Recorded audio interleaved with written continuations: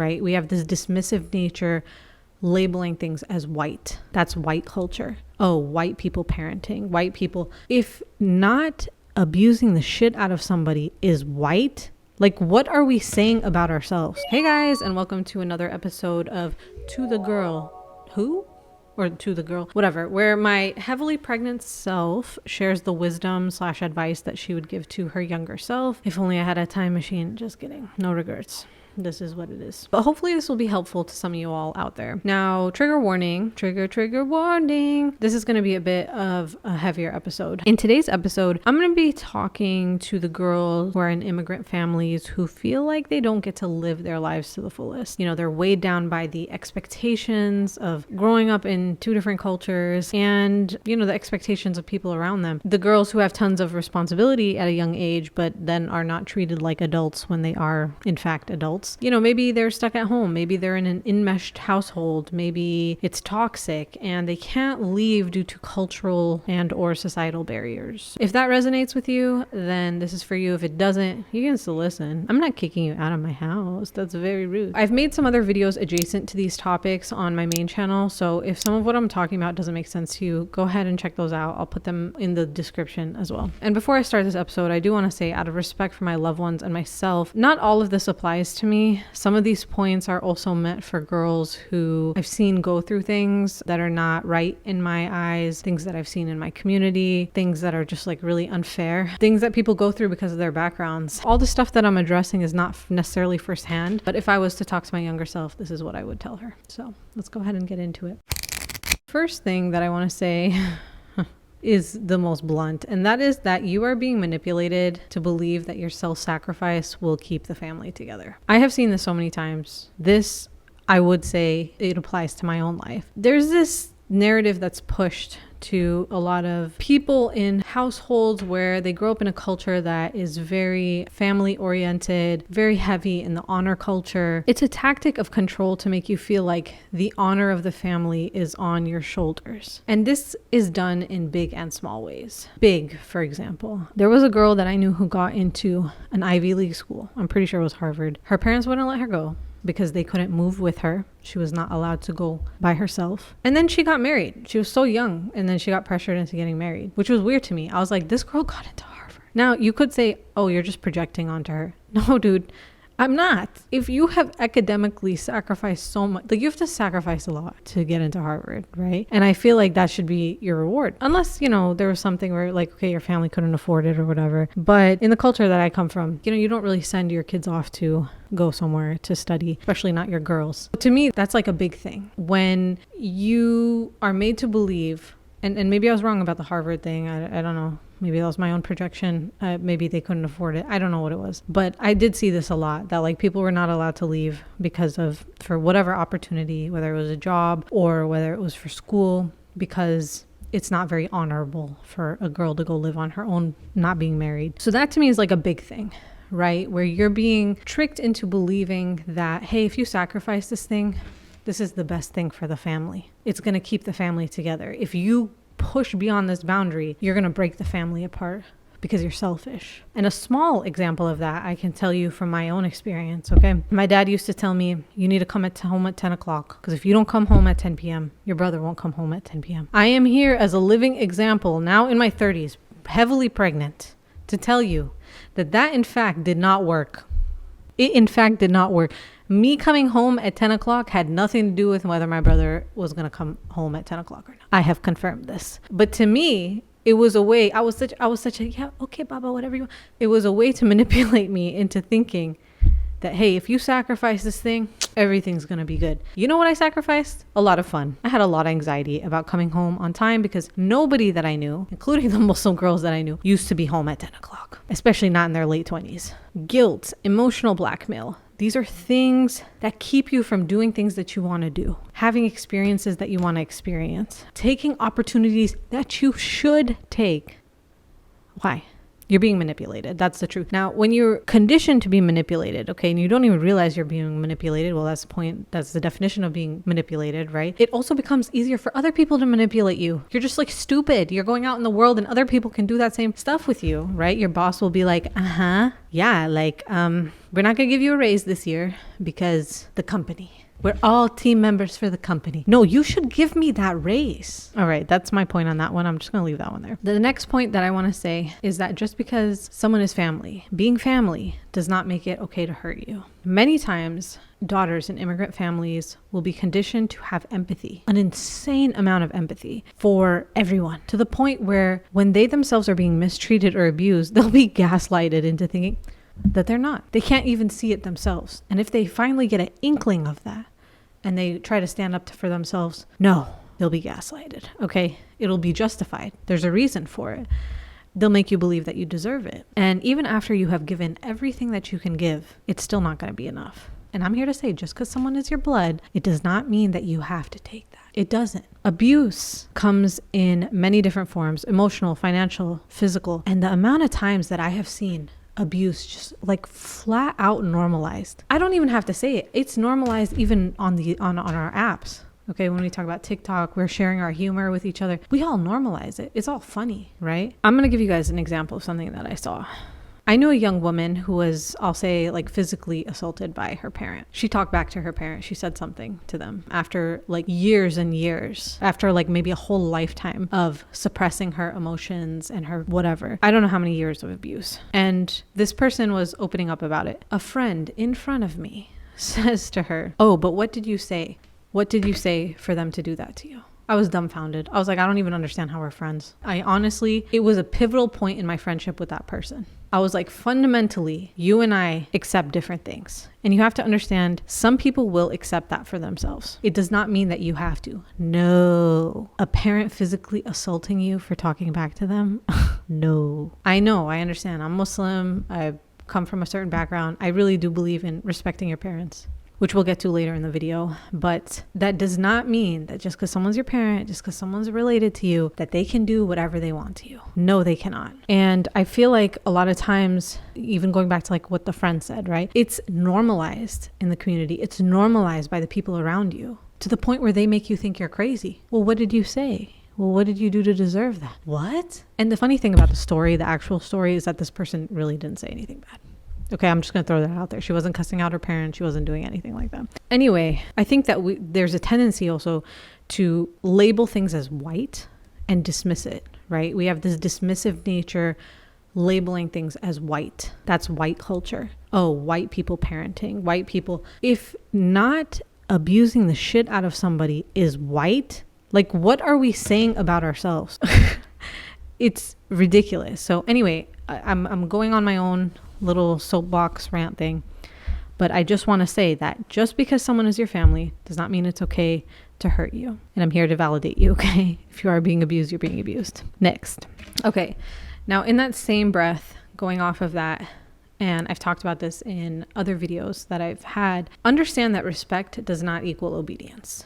I think we're taught to think that obedience, blind obedience, means that you respect your parents. In households, in cultures like mine, there's nothing more important than respecting your parents. There's nothing. And while I do think that the West could learn a lot about like treating elders from a culture like my culture, I don't think that it's always healthy to be in some sort of extreme situation or labeling things as extreme, because what happens is any form of having an opinion, any form of even defining a self-concept, even being your own person, can sometimes be turned into like, this is disrespect. No. This is where we're going to somewhere that's not making any sense now. Okay, there's a lot of nuance, there's a lot of complexities. Boiling everything down to, if you don't do exactly what your parents want, then that means that you disrespect them. That's just simply not true. And I feel like the culture that I come from, that is kind of what's pushed, right? Ultimately, I feel like the reason I also feel passionately about this is because you will grow to resent your parents. You will chip off pieces of yourself. And you may not even recognize this until you become a parent yourself. Or maybe you never will. Maybe you'll keep that cycle going. I feel like children are an amana. Children are something that are like entrusted to us, now that I'm going to be a mom, inshallah. Understanding that you don't own them. They're not your physical property. You're here to guide them, to love them, to take care of them. They don't need to blindly obey you to show you that they respect you. But anyway, I like I said, I have another video on this. I think I go deeper in that video, so you guys can check that out. Moving on, because I don't know that I'm making that much sense right now. Moving on, you can't heal in an environment that destroys you. I feel like the culture that I come from, it is very shameful to move out of a house if you're unmarried. Okay, especially if you're a girl. I mean, you might even get for doing that. But understand that if you need to leave, you need to leave. If you need to go in the middle of the night and you pack your bags and never come back, that's what you need to do. I'm not encouraging everybody to do that. There are some people in certain situations that they need to do that. It's scary. Some people are met with violence. But I do think that at some point, it's really important that you leave the environment that you're in, because hindsight is 20/20. Most of the time, you can't really see how you're being destroyed if you're really suffering in an environment that is not good for you. Because the older that you get, you need your own life. You need your own space. You need your own, to take your own journey. For a lot of people, if they're not married, what, are they going to stay in their house, their parents' house forever out of obligation? No, they should, have the option. I mean, if you want to stay with your parents, go ahead.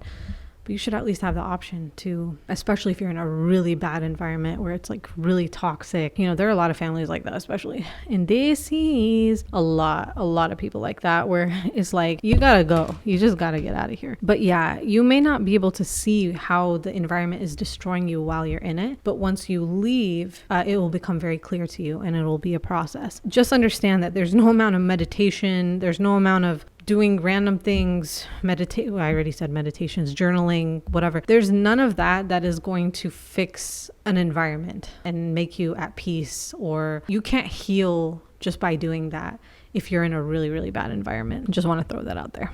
Okay. And actually, I've seen it on YouTube. I feel like some of these things, there are people coming out and saying their experiences. Like there was a girl on YouTube, I think I follow her on TikTok. I don't know what her name is, but she did a video about moving out. So there are people talking about their experiences. And, if you come from a culture like mine where it's like very, very difficult to move out, I would encourage you to look for creators like that and watch their stuff. I don't really believe that getting married is your only option for why you should ever leave your parents' home or your family home. All right, my next thing is that you're going to disappoint people, and that's okay. Now I'm going to get personal. Everything that I've said so far has been kind of vague, but I'm going to get personal now. I disappointed my parents, and we're still okay now. Alhamdulillah, at least for now. I really disappointed them. They were not happy about my YouTube channel. It was a big struggle back and forth for a long time, to the point where I would hide my successes. I would hide a lot of things from them. And they also disapproved a lot of other major life decisions that I had. And it was always like this, okay? It was always like this. But looking back at it now, if I gave up on all the things that I wanted, I would have missed out on the chance to experience some of my favorite things in my life that I'm experiencing right now. I felt like that disappointment that they had, because I'm the eldest child, that disappointment, it can be temporary. And sometimes it's more about them growing than it is just you. I felt like I grew up with this mentality that I don't ever want to hurt my parents, disrespect them, disobey them. And I found myself in a position where I was constantly doing all of those things except the disrespect. But it was misconstrued as disrespect. But I feel like now I've come to a point where my relationship with my parents is different now, because I don't have to hide a lot of things. And not only that, but there's like this mutual respect of, okay, she has her life and she made her decisions and it is what it is. And I also don't resent them because I did what I wanted to do. I think if I would have let go of everything and just try to make them happy. That's why I say respect and obedience are not necessarily hand in hand. I always respected my parents through that. I just didn't agree with them, and I didn't want to let go of the things that were important to me. And I feel like I don't resent my parents at all. There was a period of time where I was kind of angry at them, and you get to a point where you realize like you only have yourself to blame. If you don't go out and do the things that you want to do in life, nobody cares. If you're 50 years old singing about how your brown parents were you never got to do what you wanted to do, nobody gives a shit. You seem pathetic. I'm sorry, even at my age now, I'm going to be honest with you. When you're in your I'm not in my mid 30s yet, but when you get to your mid 30s and you're still complaining about your mom and your dad, I'm sorry, you sound like a loser. I'm sorry, you do. Those are things that you just have to go to therapy, resolve, and not expect that your parents are going to change, right? Because if you didn't make the decisions that you wanted in life and you gave up on the things that you cared about, that's your fault. That's not your parents' fault. Your parents had tunnel vision. Your parents came to this country. They only knew what they knew, and they didn't even know what they were doing. And they did it, and they carved a path, and they did a way. And yeah, that's how I genuinely feel. I feel like you can't blame them. And if you're in your 30s and your 40s and you're blaming your parents, it's pathetic. I know people who have gone through really, really, really difficult things with their parents that actually you would be like, I would never talk to my parent again, right? But I find that those people who have come to terms with a lot of things and don't blame their parents for every little thing and just live their life, I think that those people are just better off, and they become better human beings, and they become an evolved version of themselves because they're not hung up on all those things. And while I want to validate people, I want to make you feel validated. That's part of the point of these episodes, is to make you feel like, hey, you're not crazy for what you feel. At the same time, we are responsible for our own lives. And you get to an age where you realize that nobody's going to come and save you. You have to do what you have to do. And if you're suffering and you're living at home and you're facing all these cultural and societal barriers, some people will be facing violence as a barrier. You must do the hard thing. You must do the hard thing, and you must figure it out for yourself. Yeah. The last point I want to say about disappointing people is that shame plays a big role in that, right? You feel ashamed of yourself when you feel like you've disappointed your parents or you've disappointed your family. You feel like you've betrayed them, whatever. But shame is not always good. There are good things about this feeling of shame. It's a natural human emotion. But if you let that eat at you, it will destroy you. And really understanding that just because you disappointed somebody does not mean that you betrayed them is really, really important. So I'm going to get off my soapbox about that one and move on to the next. All right. So the next thing that I want to say is that you have to use your own discernment. What do I mean by that? Look up the word discernment. Okay. I think it means like you have to use your own critical analysis skills, okay, and figure things out for yourself. We're in a time where there's therapy talk. Someone like me, I'm just pulling up a microphone, giving you my opinion. It's too much. There's too much noise out there, okay? There's all this therapy. People go to therapy and then they regurgitate what they learn. And there's all these like words floating around, boundaries, narcissism, whatever, blah, blah, blah, right? Everybody's parent is a narcissistic parent, apparently. Now listen. It's not one size fits all. I'm not dismissing you if you haven't, if you have all those things. I'm just saying, like, the way things float around these days, you're just like, okay. But the truth of the matter is, if someone's going to therapy, they're getting a very customized version of whatever they said to the therapist and, you know, getting feedback from that. And then when you go on the internet and you spew all that out, it's not going to apply to everybody the same way. Now, I did a little bit of therapy, maybe 10 sessions total. I got it from my job where I got like 6 free sessions a year, and I think last year I did all of them. I don't know. I've done a few, okay? I've done a couple years, but nothing consistent. And you have to understand that just because you're doing therapy and you're going to a professional, it doesn't mean that people are going to understand your life, right? I would be in the middle of a therapist session where the therapist takes me out of it, and I'm like, damn, now I have to school you? Because she's literally like, is that because of your strict Muslim culture? I'm like, we were doing so good. Now I have to explain to you things that Muslim is not a culture. Like, why are we doing this? Okay. So you have to understand, even if you go to a therapist, even if you go watch somebody's, you know, the wizard Liz, you have to use your own discernment. You have to figure out how that applies to your own life. Even sometimes your own friends won't understand when you open up to them. When I was younger, like, I'll give you an example. I had a friend who she was also, you know, Desi, but she used to like tell her parents off. And she used to like tell them like, I'm doing this. And then even when she would complain about her parents, even at an older age, her complaints would be something like, yeah, like they were mad because like I came home at 3 a.m. And I'm like, your problems and my problems are very different. But she would always like kind of like lecture me and be like, oh, you need to tell your parents this. You need to tell. I'm like, listen, my parents are not your parents. Like, let's not even apples to oranges. Okay, hippopotamus to giraffe. Let's not even go there. But people love to give you their advice. It's very annoying.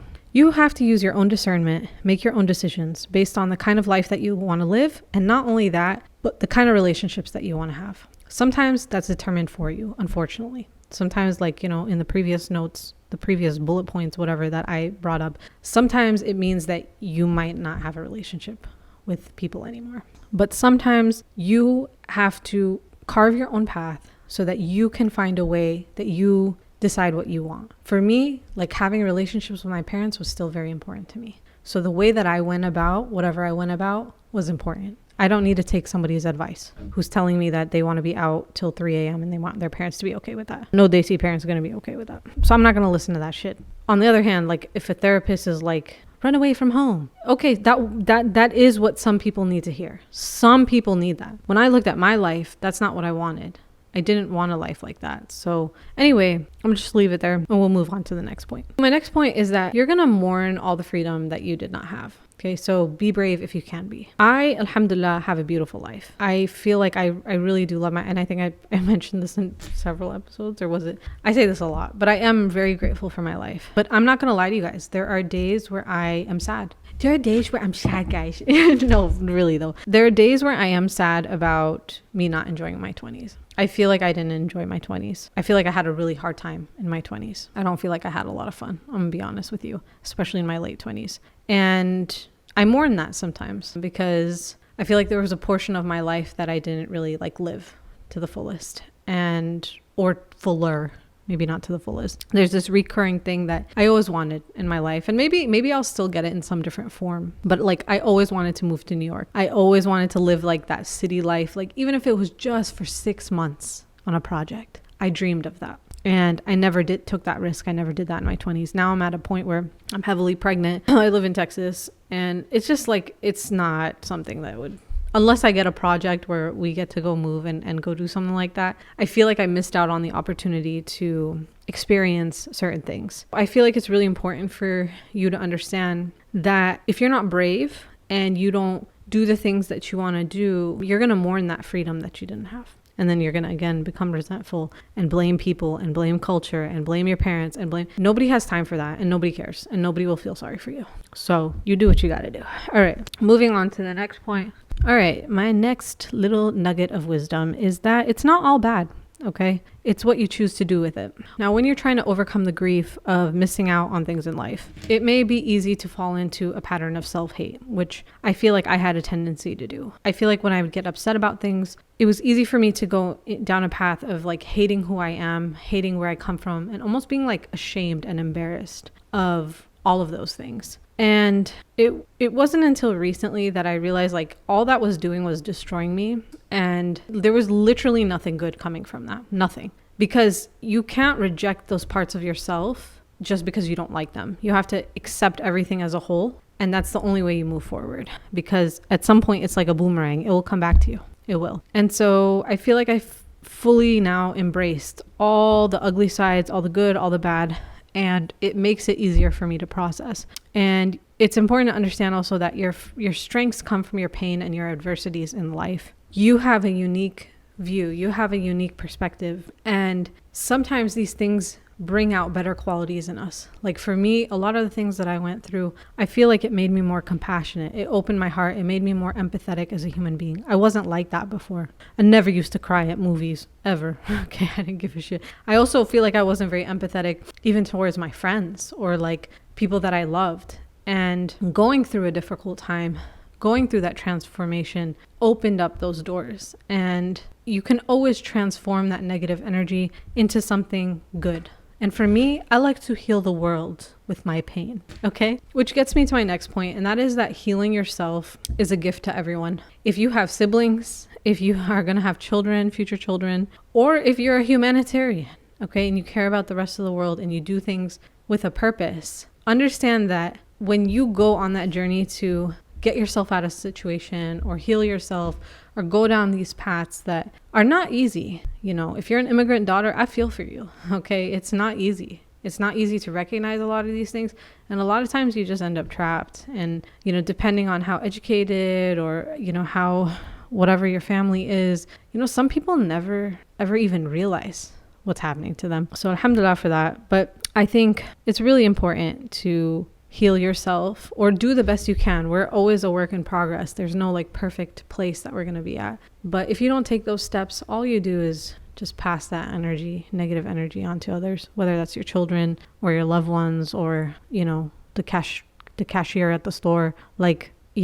It's your responsibility to deal with your shit. And then that gets me to my last one. And that is a long one. And I hope this makes sense, but I'm going to read it. Okay. Doing what you truly want and becoming who you want to be will actually improve your relationships because it's not based on a false version of yourself. And with that, what I'm trying to say is that you cannot people please yourself into a perfect scenario where you will earn love from everybody. If you are a fake version of yourself, you are a breeding ground for building resentment in yourself and being really deep down miserable. You have to be brave enough to be who you're meant to be, and it's going to actually improve if you're lucky enough. Like for me, alhamdulillah, I feel like I'm lucky. It improved my relationships. I feel better now with my relationships with my parents because I don't live a lie anymore. I made decisions even if they disagreed with them, and I don't have to lie about them, because all those years that I was lying, it